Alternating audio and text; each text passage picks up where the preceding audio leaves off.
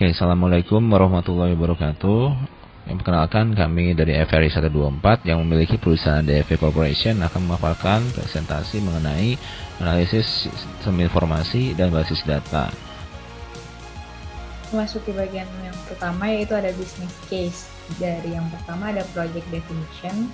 Kenneth C. Loudon mendefinisikan sistem informasi secara teknis sebagai satuan komponen yang saling berhubungan, yang mengumpulkan, memproses, menyimpan, serta mendistribusikan informasi untuk mendukung pengambilan keputusan dalam suatu organisasi.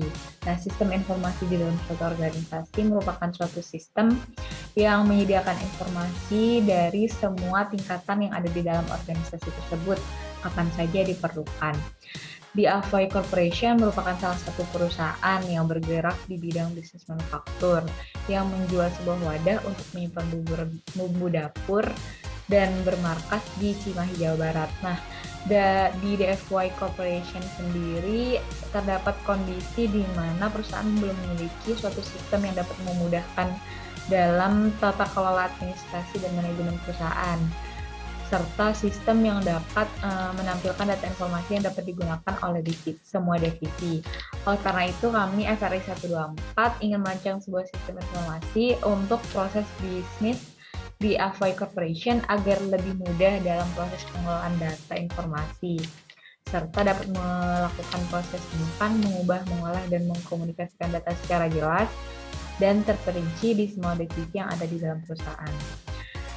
Bagian kedua ada project objektif untuk merancang sistem informasi yang sesuai, yaitu menggunakan konsep SMART, Specific, Measurable, Agreed Upon, atau Achievable, Realistic, dan Time-bound. Untuk spesifik sendiri, proyek dapat mengimplementasikan permasalahan yang ada di DFV Corporation.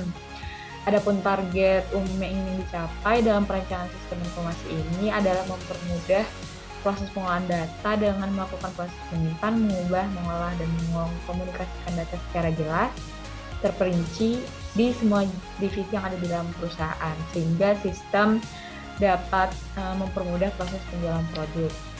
Nah, untuk measurable, proyek ini harus dapat diukur dengan menggunakan indikator, sehingga dapat dilakukan peninjauan ulang, evaluasi pencapaian, serta dapat dilakukan perbaikan.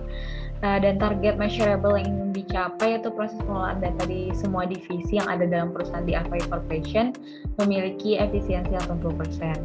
Selanjutnya ada achievable, pihak perusahaan dapat mengakses website dan melakukan proses pengolahan data. Realistik, target proyek harus bersifat realistis, di mana sistem informasi memudahkan pihak perusahaan dalam menjalankan fitur-fitur tambahan yang tertera pada website, sehingga memudahkan dalam proses penjualan produk. Serta yang terakhir, time-bound, proyek ini memiliki target waktu untuk diselesaikan pada 18 Juni 2021. Selanjutnya dari sistem definition, jadi sistem menurut Romney and Steinbart mengemukakan bahwa sistem adalah rangkaian dari dua atau lebih komponen-komponen yang saling berhubungan yang berinteraksi untuk mencapai suatu tujuan. Selanjutnya memasuki bagian sistem analis. Yang pertama ada sistem function. Jadi di sini ada fungsi dari sistem informasi yang akan dirancang. Pertama, sistem memudahkan staf dalam melihat data pada setiap bidang secara jelas dan terperinci. Kedua, sistem dirancang dapat mempermudah staf saat melakukan input data pada setiap bidang. Ketiga, sistem dirancang dapat mempermudah staf saat membuat pembaharuan data di setiap bidang. Keempat, sistem dirancang dapat menghapus data yang tidak lagi dibutuhkan di setiap bidang. Kelima, sistem dapat membantu staf dalam meninjau kapasitas dan ketersediaan material dan produk di dalam gudang. Keenam, sistem memudahkan admin melakukan tata kelola administrasi pada perusahaan. Dan ketujuh, sistem mempermudah CEO dalam mengelola dan memantau kondisi setiap bidang di dalam perusahaan. Yang kedua ada sistem feature, di mana fitur-fitur yang terdapat dalam sistem informasi di DFV Corporation, pertama ada report. Jadi pada fitur report, CEO pada setiap staf bagian production, procurement maupun finance dan juga admin dapat melihat laporan berupa list data informasi yang ditampilkan secara detail pada setiap bagian bidang yang dikerjakan. Kedua, ada sistem input data. Di sini CEO, setiap staf bagian production, procurement, dan juga finance dapat menambahkan data baru pada setiap bagian bidang yang dikerjakan.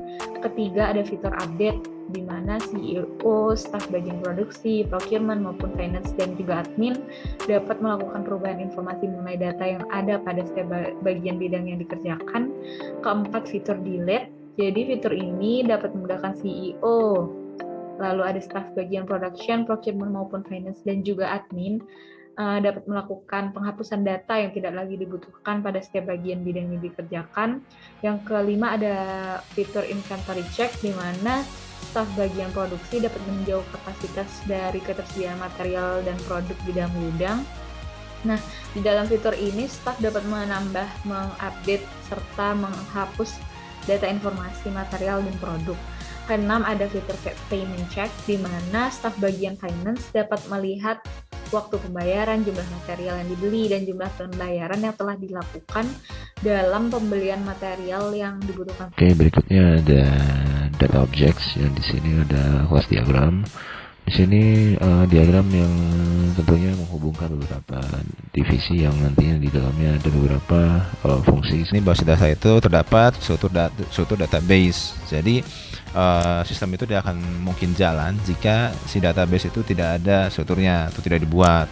Maka dari itu di sini kita harus membuat basis data terlebih dahulu, yaitu berdasarkan struktur database. Oke, berikutnya kebutuhan sistem yang akan dibentuk yaitu ada use case diagram sama activity diagram.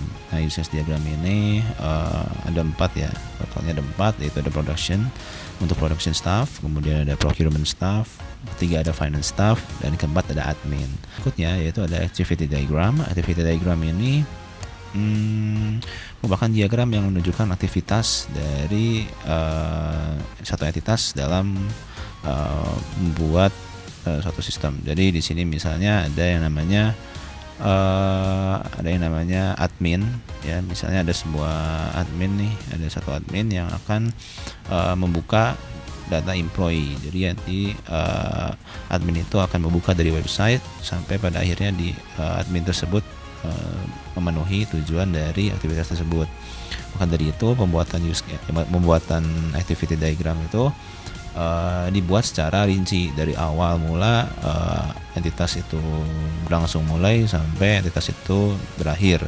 Nah, pada bagian sequence diagram terdapat diagram untuk production staff, procurement staff, finance staff, dan admin staff.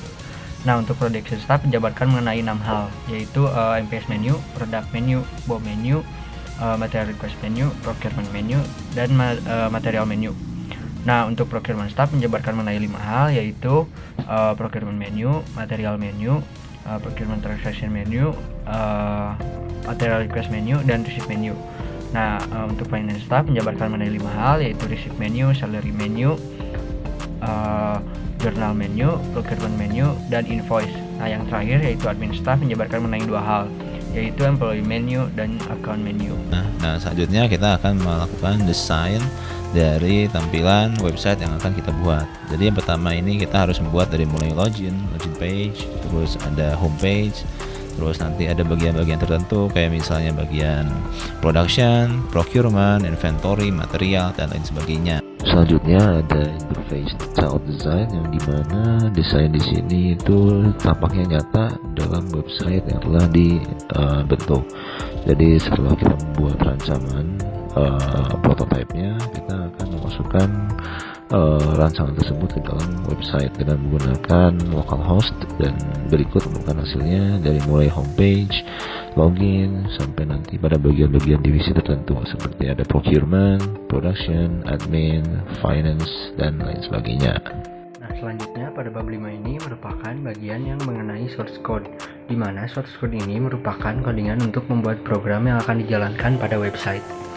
Nah, dalam bagian ini terdapat source code untuk 2 divisi, yaitu divisi procurement dan divisi produksi. Nah, pada divisi procurement menampilkan source code untuk bagian material request menu dan receipt menu. Sedangkan untuk divisi produksi menampilkan source code pada bagian product menu, MPS menu, material menu, material request menu, BOM menu, dan yang terakhir yaitu procurement menu.